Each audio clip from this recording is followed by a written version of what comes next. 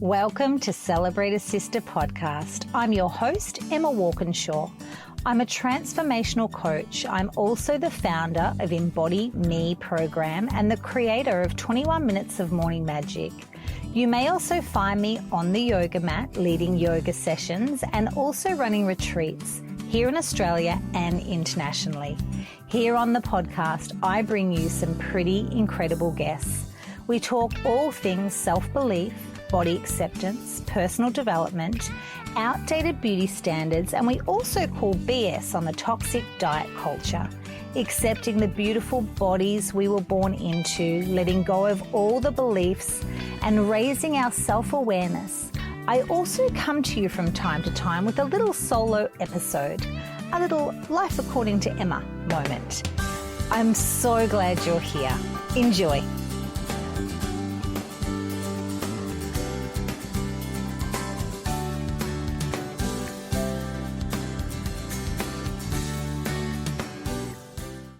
Welcome to this week's episode of Celebrate a Sister.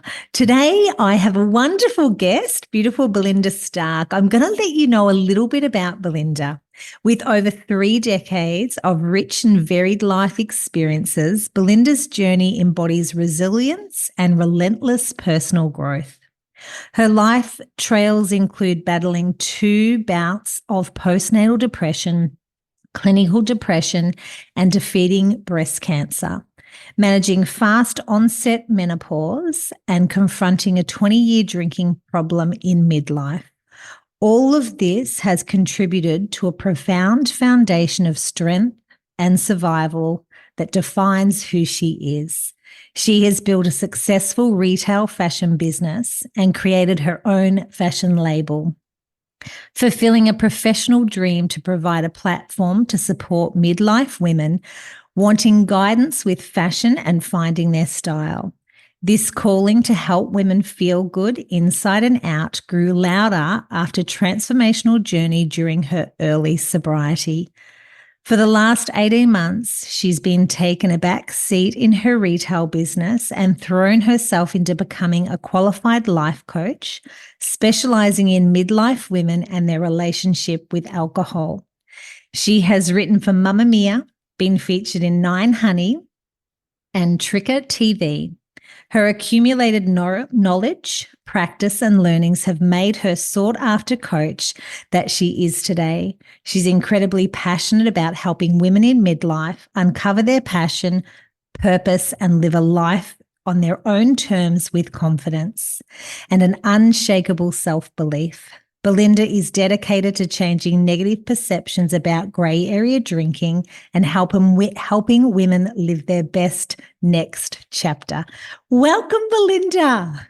Hi, Emma. Thanks so much for having me. So lovely to have you. So for all our beautiful listeners, Belinda and I are part of the same business circle. So we were just talking off air about this incredible community that we're in because women need each other. Oh, so do men, but women need each other, and particularly around midlife and all of the topics that we will discuss today. Belinda's got some great wisdom, and what a life journey you have had, Belinda. My goodness. Yes, it's been a bit, it hasn't been boring. Let's put it that way. It's quite colourful. Very colourful, my love. My goodness. So you really have, even through your fashion business, always been about women. Yes, definitely. And I would imagine too, in the fashion industry, this is where we hear lots about women and their life. Dressing women and styling women. You get to hear their inner critic, as you mentioned. Oh, definitely. Yeah, their inner critic and all of their thoughts and feelings. So what was it like dressing women over these years, and what did you learn about women? Do you know, it's my shop is sort of like it's my passion. It's not a shop. And I've never had the hard sell and the girls with getting KPIs or anything. It's just embracing the ladies that come in and giving them some time and space. And it is like therapy, because you do hear their inner critic. You do hear, I could write a book. There's been beautiful stories and daughters getting married and the ladies, daughters having babies. And then there's been some terribly sad things where I've just had to give them a hug. So it's more than just dressing women. And look, it is more. There's this thing known as dopamine dressing, which is a bit of a buzz thing at the moment. But it's true. If you wear something that you feel good in, comfortable in, you're feeling better totally within yourself. So I love it. I don't love it as much now because of my calling to sort of I look at it as though I've taken a step deeper. Perhaps I can help them with style, but I want to get more into the nitty-gritty and watch them blossom. Yeah, because I can imagine there is a level that you can go with depth when you're dressing someone, and people are sometimes really vulnerable and share with you. But then when you know that you can help them further apart from just clothing, and you want to sit with them and actually ask them some really powerful questions and teach them some tools and processes, not really great when they're getting dressed, because we need commissioners, coaches, don't we, to put our coaching hat on. Exactly. But yeah, how wonderful. And I guess that's just the next evolution. When you were talking to it, reminded me a lot about my previous life as a hairdresser. And I often say, during my hairdressing years, the 14 years I hairdressed, I started at 16, that's where I really learned to become a life coach. And I would imagine you probably feel the same. Absolutely. Like my age group that shop are midlife women. And yeah, totally. As I said, all the stories you hear and that inner critic, I hate my arms and I'm not showing my knees. And I say, hey, it's okay. You've got beautiful arms. You're lucky you've got arms. We've got legs. Embrace it. And we style it so that they as again, dopamine dressing, feeling comfortable. So they might just want something to just cover their shoulders or what have you. But yeah, it's definitely, it's not like you said, just selling. It might be in the big department stores, etc. But in small business, yeah, totally more than that. Totally great life university coaching practice. Yes, yeah. It's community and connection too, I would imagine. Absolutely. Yeah. They'll come for a chat. There's some really lonely ladies out there where I might be only one of 2 or 3 people that they have, connection with on that day. So yeah, it's more. Yeah, beautiful role. And look, we could do a whole podcast about body image and what women say about their bodies, but we will probably end up touching on anyway. But I want to ask, what were some of the effective ways women in midlife can prioritize their own needs and well-being, especially when it comes to being a caregiver for most of their lives? What would you say that you notice about women, and what are some effective ways that you share with your clients to move into that midlife?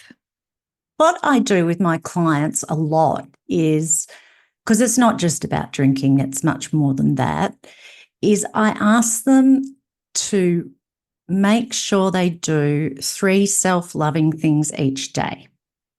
And I sort of keep them accountable because we have this sort of message service where I can, check in with them before the next session. And I'll say, what have you done today? Don't forget.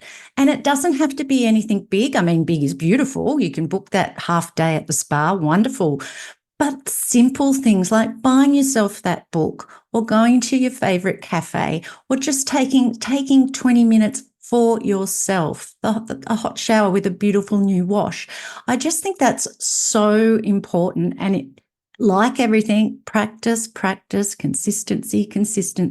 Don't beat yourself up if you've forgotten, but try to have little triggers to remind yourself to do it. And another thing I find is at the end of the day, and write it down if you can, 3 things that you're really proud of.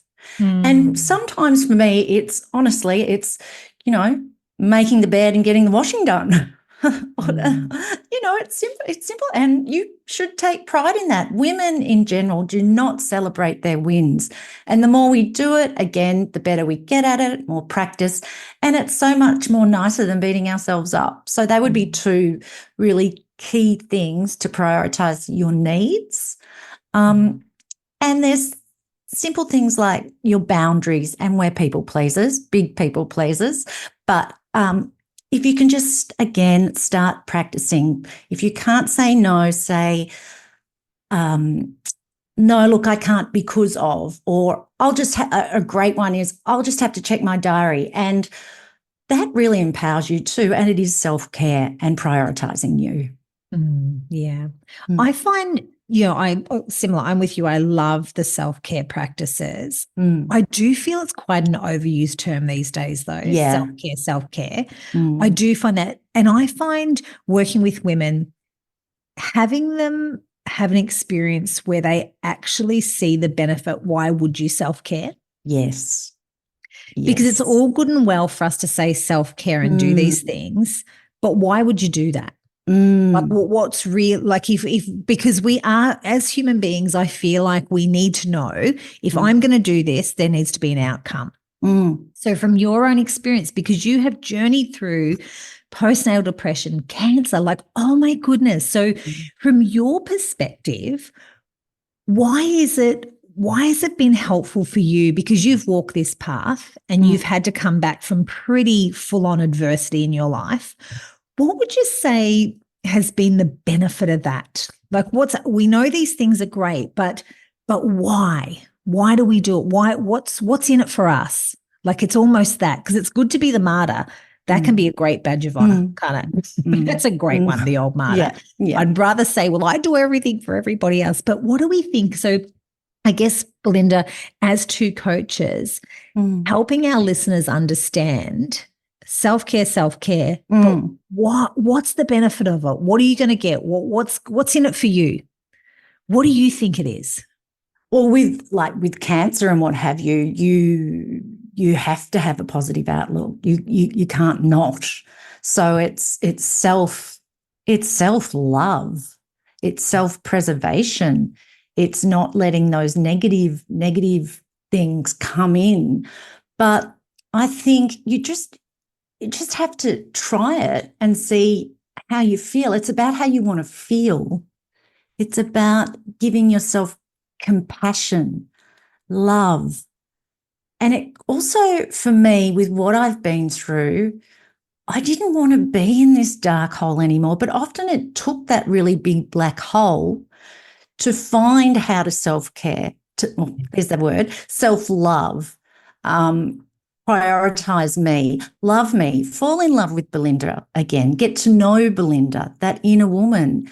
And I don't know why women don't do it enough, because maybe it's guilt, because it's also the ripple effect. Once you do it, everything improves, your relationships improve, everything. So my why is, why not even? Yeah. Are you a different person if you think about even the self-love journey you've come on and the self-acceptance per se? What was Belinda like pre-cancer or, the postnatal depression, as opposed to Belinda now, who sits in front of us and talks to us? What was old Belinda like, and what was her thought pattern, and what is it now? Yeah, sure. And was it because of the black hole? Probably, yes. Like, my whole life changed with the birth of my first son. So I was married to a professional sportsman, and I was the good little wife and the good little, I was sort of, the trophy bride, whatever, fell into that compartment.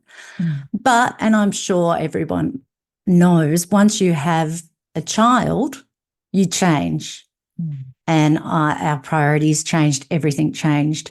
And I wanted to be there for my boy. And I was just really torn, and it brought up a lot of internal family stuff from my childhood. But falling into that depressive hole, again, I crept out. I listened to this. There's this voice inside me that said, come on, Belinda, you can do this. And she has grown throughout the years and got stronger, but she's had her dips. And she's like everything, particularly with alcohol, when that became quite an issue. But the Belinda now just gives herself so much love, compassion, understanding at 55. It's a shame I didn't do it more in my earlier years, but I suppose I did my best. But now she's she's a well-rounded, grounded woman who definitely still has her days but manages that. So, you know, as a woman, you do change. There's different seasons. There's different everything. But when I look back, and I'm actually writing a memoir and a keynote at the moment, I've always had that inner, that loving woman. She really comes to me when I need her. I need her. So it's been getting to know her too. Yeah. Because I lost her a bit with clouding it with drinking. Yes. So do you feel like drinking clouded her, suppressed her? Yes. And then what was the downside of that? Oh, well, we had Cassie Critic and Anxious Annie and Doubtful Doris, and we had, you know, Berating Betty. But I was just in a vicious cycle. It probably, I mean, on and off, I drank too much, but probably since COVID, and Victoria had shocking lockdowns. Just, it was awful. Brutal. Yeah, I can't even go there. But it just became this habit. And do you know, I wrote in my keynote the other day, I was drinking and drinking and drinking, and what was I trying to escape from? And I was trying to escape from me. And that's really sad, because when I did stop drinking, there was I didn't have to escape from me. Belinda's lovely. Yeah, I'm a good person. So that's when she got stronger, because I'd been, just pushing her down with alcohol and, just escaping, rewarding, all sorts of things. And, she's back. Good. Was there a catalyst moment that you said, no more, enough's enough? Yeah, for me, it wasn't a rock bottom, and I'm not an alcoholic. Honestly, drinking a bit too much in midlife for women is incredibly common, and there's absolutely no shame in it whatsoever. What happened with me was in 2022, Christmas, I started to get little shakes, and that scared me. And also I would get a bit disorientated. So I knew something had to give. And I sent a heartfelt text out to my older boy, who's 29, and my husband and my best friend and my parents. And I just said, look, I'm reaching out to you. I know that I have a drinking problem, and I really want to address it and have your support. And this is just beautiful. My older boy, Mitch, rang me straight away, and he said, Mum, I love you. I've got you. And I'm so proud of you that you are admitting this, because I never thought you would. And I didn't know that he thought, you know, I was a big drinker, but there you go. So that was the catalyst, and I haven't looked back. Yeah. So, no rock bottom, I think just time. I have tried to moderate before. For me, it doesn't work. For some women, it does. But, and look, I don't know whether I'll ever drink again. I don't want to, because what's happened is as I said, I've evolved. I've ripped the Band-Aid off the drinking and really found Belinda, and grown and blossomed and expanded. And I don't really want to give that up. So, so that's what happened. Well, even that is how beautiful that your son rang you straight away and had that support. So had no one in your inner circle brought to your attention that they thought, no, not at all. And I think it's in society, they say, oh, you haven't got a problem. And, you know, we drink to commiserate, celebrate, birthdays, Easter, weekends, holidays, you know, it's a part of the culture. So people, unless you're an alcoholic, which is when you've got a medical addiction, they think it's okay, but it can really, it does. It clouds your brain, and it just wasn't good for me. And it really is running on 2 cylinders instead of 6. And even the words that you use, disorientated and shaky, and that was the physical elements, and that reverberates through your life. So even if we'll just say that, I would, I don't want to put words in your mouth, Belinda, but I would imagine shaky and disorientated potentially in other areas of your life. Yeah, exactly. That's the ripple effect of this. And I call myself a high functioning overdrinker. And there's so many of us out there. And there's that mummy wine culture. There's the whole thing there too. So you can so slip into over drinking. But yeah, that's how it happened. And yeah, I've moved on and say la Well vie. done. And how beautiful that you actually opened up and reached out to the family and said it to them. Your beautiful son picked up the phone to you Yeah. straight away. That is such a gift because, like you say, because of our culture is we drink when we're happy, when we're sad, when we're this, when we're that. Everyone could have easily said to you, "Oh, don't be silly. Yeah, You're they fine." did. Yeah. Because part of that too, people don't mind when they've got fun Belinda or numbed out Belinda. Yeah. Yeah, exactly. You know, Life.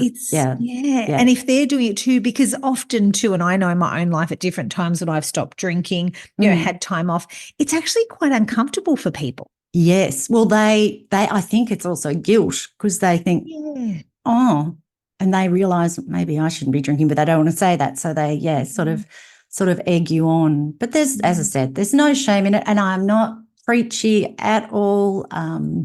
Anything. It's totally not the alcohol police. It's totally up to the individual. But for me, it wasn't serving me. And that's that. And it's been so transformative. Well, my truth is around that. I know that when I choose not to drink, I'm so much more productive, motivated, happy, steady than when I'm not. Like, and that's my truth, and that's the truth.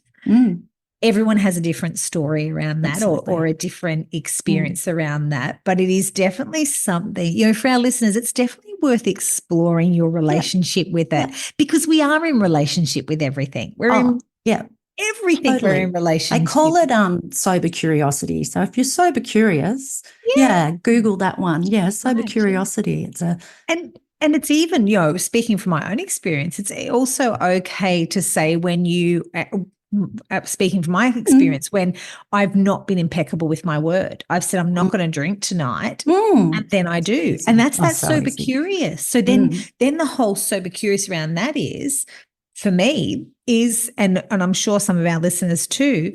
What is it that I feel I need to pick up a drink? For why? Is it to de-stress? Is it to numb out? Is it because I don't want to offend everyone at the dinner or it is people please? People please. Yeah. Is it, am I just having a bugger moment? Escape, reward, or something deeper. And it's the social, like you said, the social part of it too. Yeah, that it is. It is worth being curious about. And like you say, wrong, right, good, bad, hard to know, but no judgment. Yeah, try it. Yeah, you can always go back. There's always going to be alcohol. So give it a go if you want. Yeah, if you want, it's a curious thing. Yeah, very curious. So the women you work with, do they mostly come to you because they are sober curious about it? Or like you, did they have an experience where they went, oh my goodness, I've realized that I'm potentially borderline here, or having experiences like the disorientated and shaky? Like that's, I guess it shows up in different ways. Yeah, the ladies that I've coached, often it's not even the drinking. One beautiful lady I'm coaching at the moment, she wanted to cut down, but she wasn't a big drinker. But what she found is she stopped drinking, and that created her more time to discover more gifts, what she really wanted, what she liked to find herself. So you might only it's a bad habit, right? If you drink every night sort of thing. So ladies might just come and want to cut back, which is absolutely fine. I help them with that, but there's a much bigger picture involved. Yeah, I do have an alcohol-only service where it's pretty hardcore, full-on. You've got me in your pocket every day for women that possibly drink a bit too much and really want to stop or give it 30 days, a break. So, a mixture, but there's always something deeper, which is where the magic happens. Yeah, because when you do stop certain habits, and it doesn't even have to be drinking, it can be many different, it can be watching Netflix, whatever. It does create more sugar. Yeah, it does create more space for creativity and exploration and other areas of life because, habit and not even thinking about it and just doing it over and over again and not necessarily getting out of it what you thought. Yeah. And I heard or saw, sorry, a funny meme the other day, and it said, if someone tells you they've given up smoking, or not that I'm promoting drugs, but they've given up cocaine or whatever, everyone's so proud of you and just say, oh, good on you, that's fantastic. But if you say, I've given up drinking or I'm stopping for a while, they sort of look at you and think, oh, well, you're an alcoholic or you're a weirdo or you're this. And I mean, it's just the same. So, yeah, it's funny, this attitudes towards not drinking, but it's getting better. And the other thing I was going to say, I was thinking of you in the room. There's some amazing alcohol-free options now too, if you are wanting to take a break or have a night off or what have you. So it's growing. Yeah, which is lovely to see that there's more options and more awareness around it. Wonderful. Just instead of it being so ingrained in our culture, particularly being Australians, it's very ingrained in our culture. It's lovely to have, other alternatives and think about it. It's not just a given. Yeah. You think about it. Yeah, it's definitely. A great thing. So, Belinda, if women want to work with you, how can they? And what have you got coming up? I offer 3 different services. I'm right in the moment of redoing the service page on my website. I'm sure you can relate to what a very big job that can be. But we have lots of help and support with our group we're in. I have a one-off service where we go deep on anything. It doesn't have to be drinking. It's just one particular goal. I have a 3-month, which is not just, again, on the drinking. It's other things that you want to, other challenges you have or things you want to change in your life. And I have that alcohol-focused one. But I'm in the process. I'm not sure when this is going out, but I'm in the process of creating a course for October, and it's going to be known as October. So that's going to be my very first course, and that will be coming up, lead up to October.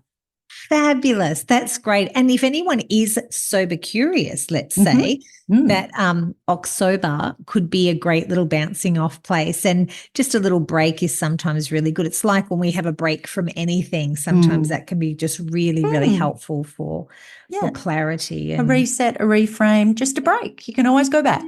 Yeah, that's exactly right. Probably great before Christmas too, because we know when the festive season picks up, there's lots of social engagement. It can be a little bit trickier to refrain because the temptation is lower. Yeah. So have a break before it and be fresh, and you might even be surprised that you don't want to go back to it as much. Who knows? It's totally your call. Yeah, beautiful. And as a little parting word for our women in midlife, Belinda, for all the women in midlife, if you were to give them a little tip about this phase of life and them doing some things for themselves, what's your little pearl of wisdom? How can they take care of themselves at this stage of life? One of them, of course, is the no alcohol. What else? Yeah. I think just going back to 3 things for yourself. I think the simple ones, which often doesn't mean easy, is 3 wins you've had for the day and 3 things you've done for yourself. And practice doing this. And you know what? Since not drinking too, which I'm loving, is the power of the pen and writing. Yeah, they're little things that, again, consistency will improve your life, make you feel good, and let's embrace midlife. Yeah, let's enjoy it. Yes. What's your most joyful thing about midlife before we wrap up? What's your most fun thing about midlife? Oh, what's my fun thing? I'd have to say freedom, having a lot more freedom. My younger boy, turned 18 in April, and that's been a big change, but for the better for me, because I've just got these big, fuller days that I can fill with more things for Belinda. I mean, there's always the juggle, and he still lives at home and what have you, but yeah, that's a real bonus, and filling it with work, but also some self. loving things. Love it. Freedom. So here's to freedom in midlife, everyone. Absolutely. Thank you so much, Belinda. I've loved our chat, and thanks for sharing your pearls of wisdom for all of our women in midlife. And this Sober Curious and October, for anyone who's interested, could be really great little experiment to do during October. Great. Yeah. Thanks, Belinda. Thanks, Emma. Been a pleasure. Have you checked out my latest creation? Yes, I am a published author. I've written a book. 365 Days of Morning Magic. Manifest a life you love with clarity, calm, and joy. This little book is a daily guide that helps you set your intentions. I also invite you to join my free group, 21 Minutes of Morning Magic, on Facebook, where I gather regularly with you all and we go through a beautiful little process of yoga, some flowetry, setting an intention for the day. So if you'd love to be part of that, click the link below, and I hope you enjoy this beautiful little book.